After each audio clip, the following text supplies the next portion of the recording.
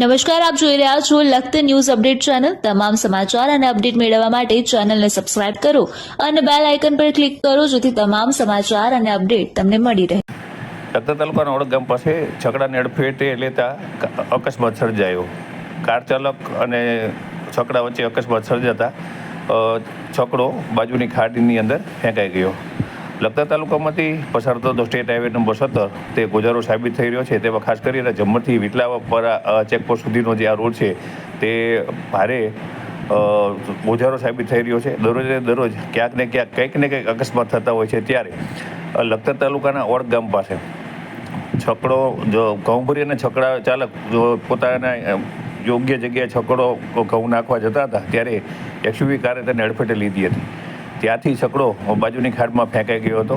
ત્યારે આ ઘટનાની અંદર કોઈ પણ જાતને જાનહાનિ નથી।